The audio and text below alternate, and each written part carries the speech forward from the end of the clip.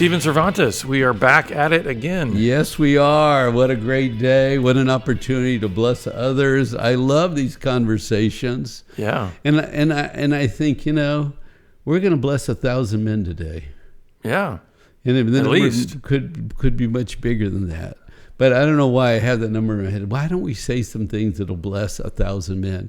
Because that group of 1,000 men can then bless 1,000 men. Absolutely. It is always about multiplication, right? I mean, we want to see one guy bless another. So, Amen. Well, today, Stephen, we're kind of going to be, I remember years ago, we've done multiple programs like the one we're about to do, many times around guys that had come out of like the Gateway to Freedom workshop and that kind of thing. Right. And I think we ended up getting up to like 14 or 15 of these sort of just kind of random GTF alumni thoughts. And I love these episodes because I never exactly know where they're going to go. Mm-hmm. And, I know listeners and viewers, I know that this isn't the standard normal like podcast protocol out there where you have a very nice little agenda and script, and you better have a really tight title, and it better have a very clear point, and you better do it in 20 minutes.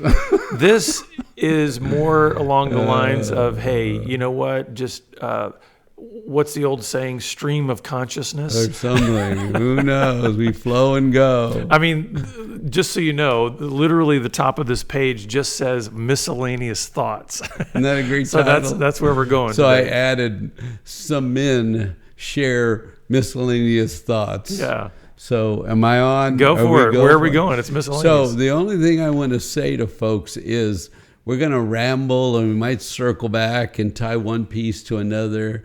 So as he said, just stay with us and let us go, because we have a bunch of thoughts that men said that have been captured. Mm-hmm. And the one thing I love about groups is when you're in a group, you'll hear somebody say what you thought, but you never said.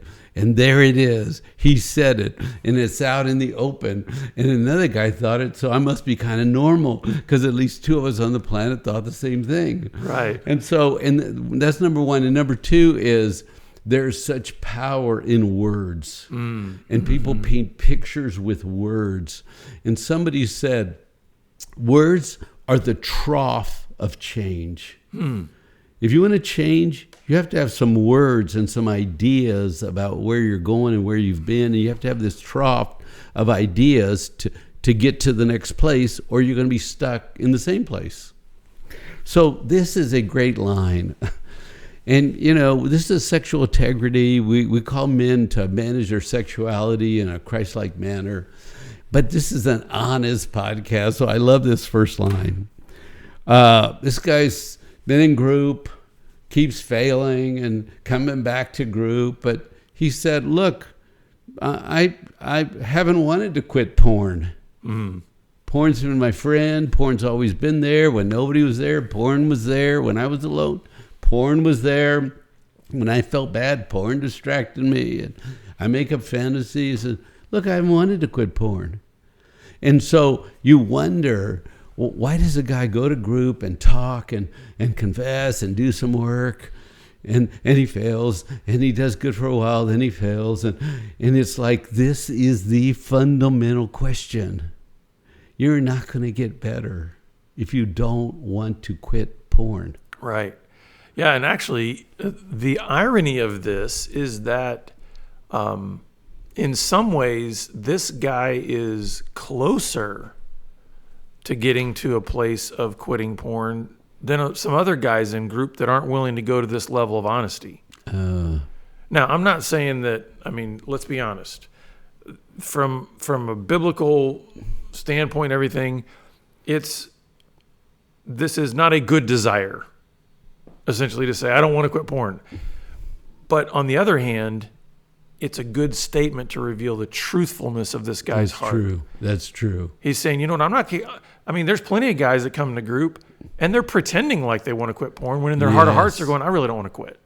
And I'm like, I'd rather you just say to me, I don't want to quit porn, than pretend to me like you do when in fact you're not. I mean, and because you can see it over, yeah. and they flounder, and then they white knuckle it and get down the road for a while, then they fall again, and you go, why do you've been doing this for years? Yeah. Well, there's this fundamental question deep down in the soul. Because with this guy, you know what? Now we can have a conversation. Yeah. Because he's being honest. Now, there's plenty of leaders that would hyperventilate at that point and be like, "Oh my goodness, I've got to as quickly as possible get this guy to transition." But it's like, okay, let's now we can have a conversation because I see where your heart really is. And the guy that said this, it was the beginning of his really quitting. Yeah. Before this time, he was fumbling and bumbling and stumbling, and pretending and everything. Yeah, and showing up and here's another statement a guy made. He said, I thought this was funny. He said, porn is not tiring. Life is tiring. Work is tiring. Taking care of kids is tiring. Paying the bills is tiring. But porn is not tiring. It was just an honest statement that came out. And I said, these are just statements that men make. Now, they're probably making some women squirm. I get it. Yeah. But if we can't be honest, and if we can't hear ourselves think and talk, if we have to hide everything because it's scary. See, none of this scares God. Yeah. He's like, oh my goodness. It's kind of funny when we see some of the things, when we say them, we realize how dumb they are. Yeah. But we almost have to say them to hear. Well, and also we're not saying that any of these statements like, oh, these are good. We're affirming this. This is really awesome stuff. No, but it's like when the truth starts to come out, like when honesty starts to happen. I mean, if you think about it, Stephen, all throughout Scripture and all throughout history, what is one of the things that God constantly is sort of pounding his people on is basically saying, don't be double-minded. Don't be this duplicitous, phony person. He's like, stop bringing me your offerings when your heart is far from me. Yeah, be hot or be cold, okay? One or the other. So it's kind of like, I look at this and I go, okay, when guys are willing to say this, and this is the truth of what's going on in their heart, it's like now we're getting closer to what God is saying. I can now start to work with you because you're open. You're in the light. Even if it's ugly, even if it's difficult, even if it's not good. So one guy said, look, I'm 95% good, and God, I'm on God's side. God and I are good. 95%. Only 5% is, am I sloppy and doing a little porn? Isn't that good enough? 95%. Do I have to change it? 95% pro God. It makes me think of, I hate to be, that guy, but it makes me think of the passage in the New Testament where we're reminded that if you keep the whole law but break just one point, you're guilty of the whole law.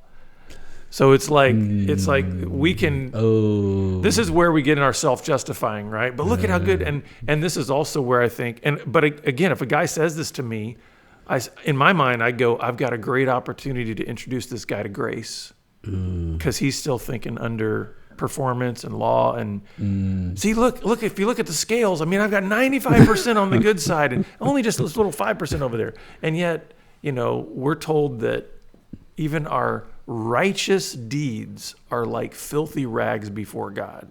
And so there's a sense in which we've got to embrace this idea that I don't have anything that I could bring to God that I think is so good that he's got to be impressed with me. So I better approach him in a sense of grace and saying, okay, and God is very fair and gracious in the sense that he's going to look at this guy and say, you know what, you're right, you're doing really, really well over here. But you got to get brutally honest about this part over here. And can you surrender that to me? Because until you do, I mean, that 5% is actually what's controlling your life. Wow. That's the other thing too. Our math is probably off. A guy that says I'm 95% good and only 5% bad. It's like, but the 5% is what's actually, it's the tail wagging the dog. Oh, that's good. That's good. So now we're going to shift to some other thoughts these guys said. I always work on my outside, my image. I want people to be happy with me, but I don't find myself working on the inside very much. Yeah. Well, and this is, man, I'd say this is probably about 100% of the guys that we work with, right? Yeah. We've had some guys come through the workshop and stuff where it's like, you are impressive from the outside. Oh, like, that is so good. Your It's job, true. your presentation, your wealth, your what? Talk, your insight, your Bible. They will show up and wow, was all the Bible. And then they won't come back. Yeah. It's like, what? Yeah, and then it's like, okay, now let's start talking about the heart issues. Let's start talking about pain. Let's start talking about your past. Let's start talking about wounds. And it's like, you get a blank stare. But Jonathan, I am so good at fixing. And growing up, I was helping my mom and dad doing a lot of things. And then I went to school, and the teachers all saw me as such a good student fixing and helping the other kids. And I got a job. I'm so good at fixing. And I see things to fix everywhere. And so I'm just going through life fixing things. Isn't that good enough? Yeah, we get this one a lot, obviously, and that's why I think some of these statements are on here is because they're just lots of repeats, right? I mean, we hear these things over and over again. And I see this oftentimes in the guys that will come into a group and like day one, like week one that they come into the group, they're solving everybody else's problems. Right, it's true. And sometimes over the years, I've had to actually take some of these guys aside after the group and say, I don't know if you recognized what you were doing in there, but hey, listen, you had great advice. You were giving a lot of answers, but can I ask you then why you're here? And a lot of times that's when you get what are you talking about? I'm like, well, you obviously know how to solve every other person's problem. So then why are you here? Because don't you have the answer for your own? Ouch. Ooh, I know it's hard. Those have been some hard conversations. Sometimes those guys never come back. But sometimes they need to hear that, right? To be able to say, because you can be blind to your own need for fixing, for work, right, because you're so focused on solving everybody else's problem. Okay, I agree with you. I want to grow and change, but are there any easy ways for me so that I can do this growth and change you talk about? Well, this is the easiest one you've got on the page here because it's a one-word answer, no. You probably want me to say more, but the simple answer to that question is no. And one of the illustrations that I like to give is that we find in nature, right? Mm-hmm. Think about just reaping and sowing. When you sow a seed, would you say that seed is going to go through an easy process in order to get to the point where it can be harvested? No, it has to. For one thing, if you think about it, even Jesus said, unless a seed falls in the ground and dies. So there's a sense in which this thing has to crack open. Yeah. Then it has to find its way through the soil. It's got to come out in the sunlight, deal with all the elements of the weather, and then finally produce fruit. And so I think there's a reason why God himself in his word uses agriculture a lot as examples, because it's like, that's not an easy process.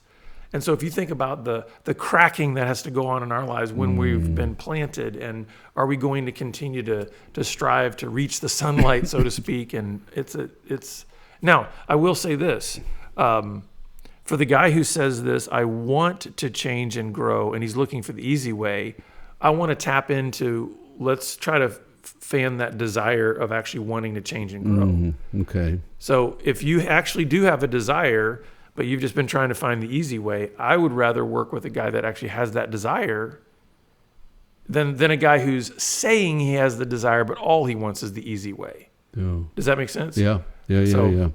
So one guy said, I spent a lot of time doing. It's now time for me to do some undoing. And I love that because you can put any word in there you want. I spent a lot of time doing, fill in the blank. Now it's time for me to spend time undoing. I just thought that was an interesting way to say, I need to make some changes. Well, it makes me think of the old saying, oh, what a tangled web we weave when we practice to deceive. And so if you think about the lying and hiding nature of us building sort of an internal lust kingdom where we've got this, porn library and we've got all these things. Think about the web that creates, all of the way that you're building something that is so convoluted and chaotic. And so what he's basically saying is, well, now I got to get in there and work on undoing this web of lies and undoing this, pattern of behavior. And that's a great way to look at it, because before you can actually build something new, you've got to tear down what was old. So this guy said, I do have some strengths. I'm really good at shallow relationships. So, we've got to be known for something, and I'm really good at being shallow and shallow relationships.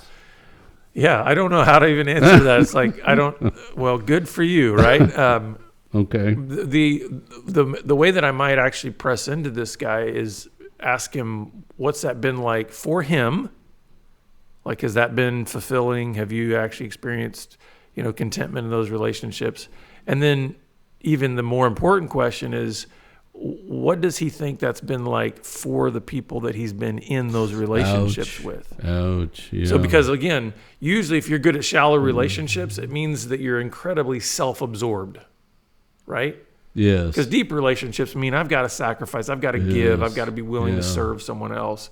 And so to ask the question about, can you try to see the perspective of the other person for what those relationships look like, might open a door for him to go, I've never even thought about what that relationship looks like from the other person's point of view. How about this one? I don't get myself. Mm-hmm.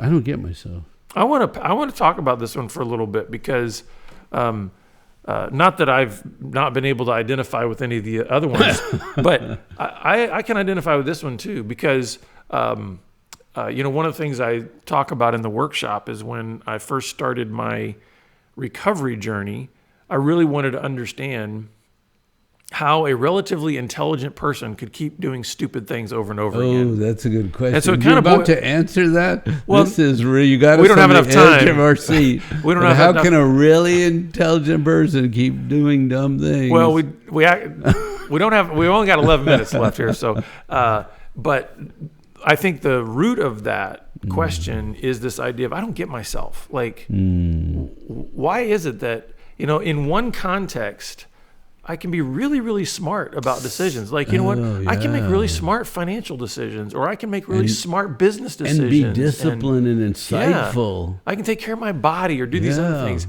But yet there's these areas of my life where I'm going, but I do stupid things over here. Yeah. And so I think very, very short answer that I give to this in the workshop, I unpack it a whole lot more. But I believe that because we live from our hearts, there are things there are lies and brokenness and pain and wounds that have gotten entangled into the deep places of our hearts, that we respond to life out of those areas. So wherever our deepest wounds and pain is, that's where we're going to be more inclined to make really stupid decisions and respond to life. Whereas, okay, maybe I didn't have the same kind of wounds around managing money or the same kind of wounds around certain other things, but maybe I had certain wounds around relationships or around sexuality.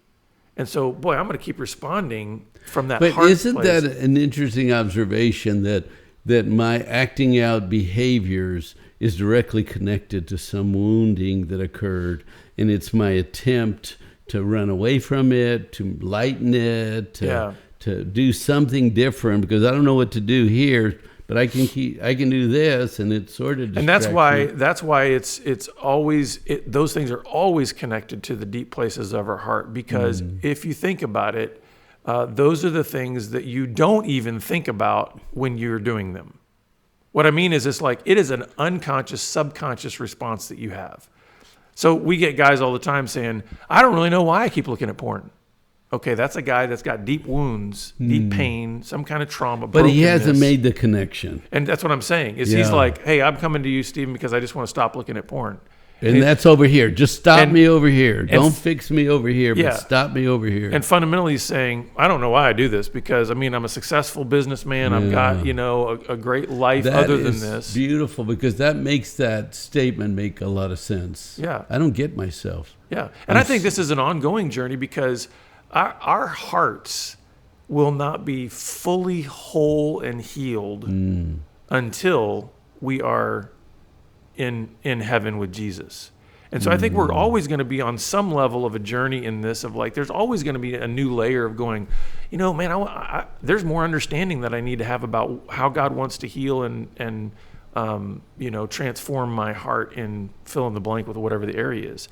So even I'm saying this as both just a reality check, but also an encouragement to everyone who's listening that even when you sort of maybe gain a whole new sense of stability or growth in a particular area. Let's say, for instance, we've got a guy out there and there has been some healing that's occurred in those deep places of his heart. And you know what?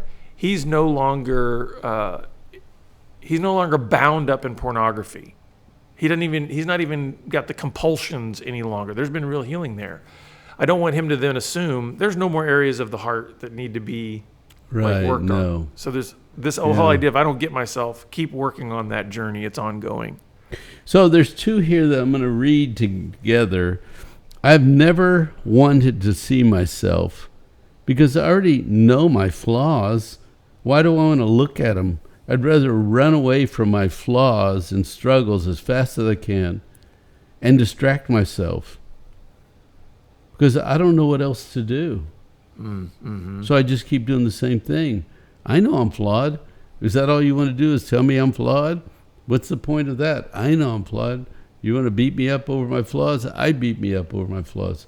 No, I ran away from my flaws. You know what? This is one that I myself probably would have said early on in my own journey and everything. And yet now, 20 plus years down the road, the way I would respond to this is saying, I can relate to this, but I can also tell you that I'm going to get emotional. I would have never known the depth of God's love and desire for relationship with me if I was unwilling to open myself up to looking at those flaws. Because you know what I found in those areas of where I'm flawed? I found Jesus waiting for me. Wow. He wants to meet you in the broken places. So you're not looking at your flaws just for the sake of looking at your flaws. You're looking at your flaws because you've got a God who's waiting for you there that says, I don't want you to be broken your whole life. I don't want you to be unwhole. I want you to experience the fullness of the abundant life, the joy, the peace that I've made for you. And if you keep distracting or numbing out your flaws or keep ignoring them, that's good. You're missing an aspect of the relationship with me. Yeah. That really is what you need for that healing and that wholeness. So I think we've got to lean into that's good. Those areas because that's where the healing really occurs. So I had an opportunity to talk to a man. He's in his 80s. He's loved God, knows his Bible, taught his Bible, Sunday school teacher, active in church. And he said, I finally think I get it. I think God has shown me something. And it is going to change the rest of my life. Now, what I love is this guy's 80s, in his 80s, and he's getting it. He's getting something deep in his soul. Yeah. And he said, as a child, I was rejected. And I always felt like nobody wanted me. And so I never trusted anyone because nobody ever wanted me in the beginning. And so I just learned to do things and get along and be like everybody else. But I didn't trust anyone, so I have lived my life alone and disconnected, even though I'm the Sunday school teacher. I'm the church leader. But nobody knows. But as I look back at my life, I see that all these people wanted to be my friend, and I kept them away. Because I believed, because of the rejection, unwantedness I felt, I told myself, you don't really want me. And I'm not going to let myself trust you to let you get close. So I'm going to protect me my whole life. Think about this in a marriage. Think about this with kids, with friends. All my life, I've kept people away to protect myself. So I'll reject you before you reject me. I'll protect me from the pain of my childhood. And he said, God showed up and showed me. Wow. And I thought, oh my goodness, isn't God good? Even in your 80s, you Yeah. can have a transformation. You can have an awakening. You can have an encounter where he says, well, let me just heal that part of you. Then you can go on and Yeah. put everything in place before you die, with your wife, with your children, with the friends that are still in your circle, but you don't let them get close. Well, and that's such a great insight. And, Moses' best adventure came after he was 80, so God is not done with us if we're still breathing. And what I love about this, the hope that I get from this is exactly what you're talking about. Like, man, God is always at work on continuing to try to refine us. And think about this. He's actually, even in his 80s, this guy is realizing that God is still wanting him to experience deeper joy and greater relationships and better peace and all these things. So he's still producing that fruit in him, even in his 80s. And there's a wife still there ready to do what she's always wanted to do, and now he's ready to do. And it's like, what magic can happen, what mystique can happen and rise up. Right? Yeah. From the ashen of the brokenness and the loneliness and the self-protection. If one comes out and says, I'm fully ready because I've been loved and now love motivates me, I can now love better. Yeah. I just love, even at an old age, as an old man, to get in the fight, to get in this race, to get on track. And it's that how we started. 95% of me has loved God all my life, but there was 5% of me. Yeah. You said it right. I don't think I realized how profoundly that was, but the 5% drives the whole system. Mm-hmm. Yeah, and I love this is a hopeful place to kind of land the plane for this, because what I hear in this also from this gentleman is that, man, it's never too late. It's never too late. Like, so anybody listening, however long that you've been just kind of spinning your wheels or that you've been struggling or whatever, take hope from this 80-year-old man who is saying, hey, God won't quit. God won't give up. He won't abandon you. He's not done with me either. Yeah. No, he's knocking at the door. And so just be encouraged by that. And we want to help you take your next best step too. Amen. So wherever you are on the journey, to whatever degree you have or have not shared your struggle with somebody, also just in response to this particular podcast of just kind of some miscellaneous thoughts, we'd love to hear what have your thoughts been along your own journey? What are some things, some insights you've gained, some struggles you've had? Please reach out to us. You can always contact us through our show notes. And we look forward to seeing you back here again next time on the Pure Sex Radio program. God bless.